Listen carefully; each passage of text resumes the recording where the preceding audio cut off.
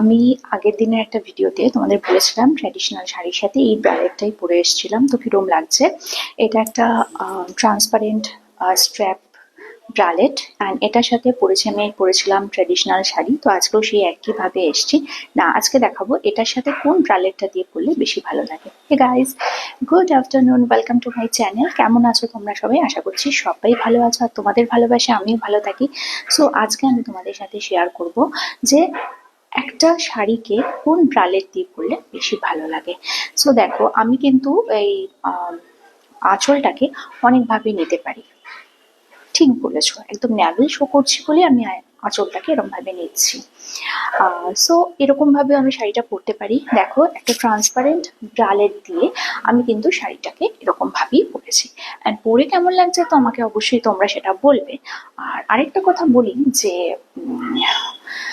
এই শাড়িগুলো তো soft Jamdani, and soft Jamdani কিন্তু যে কোনো ভাবেই পরা যায় এবং পরলে কিন্তু বেশ ভালো লাগে। তো আমি আসছি পরে একটা ব্রালেট দিয়ে পরতে, যে এই শাড়িটা কোনটা দিয়ে বেশি ভালো লাগছে। এটা দিয়ে তোমরা আগের দিনও দেখেছো, সো আর বেশিক্ষণ দেখালাম না, আসছি পরের ব্রালেটটা নিয়ে। না, আমি শাড়িটা চেঞ্জ করলাম।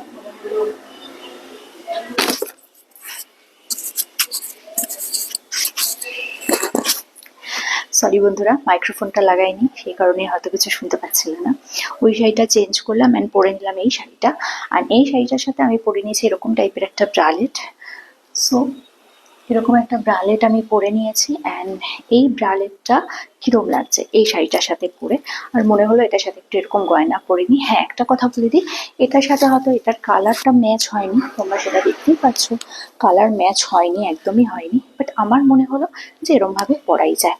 আরেকটা কথা বলি যে শাড়িটার মানে আঁচলটা কিন্তু খুব ইম্পর্টেন্ট ব্রালেটের সাথে। টিপিক্যাল এরম ভাবে নেবে পাল্লুটা নাকি অন্যভাবে নেবে সেটাও কিন্তু ডিপেন্ড করে।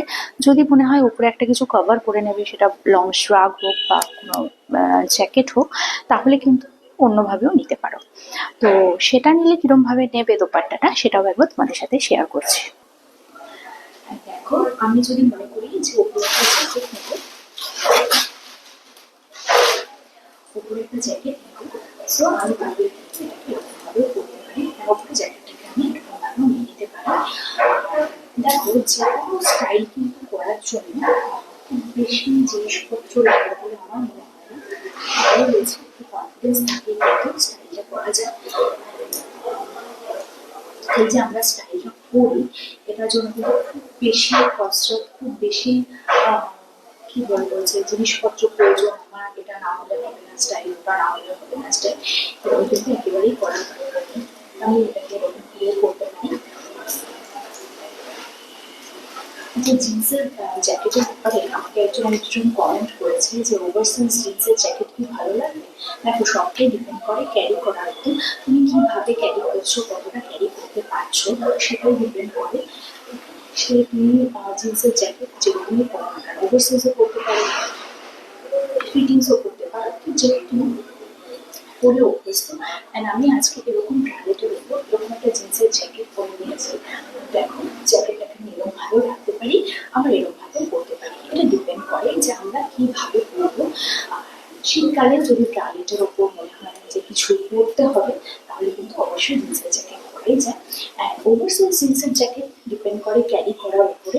তবে হ্যাঁ, একটু যদি কনফিডেন্স কম থাকে, যদি মনে একটু বেশি ঢাকাঢুকি দিয়ে যাবো, তাহলে অবশ্যই ওভারসাইজ করতে পারো।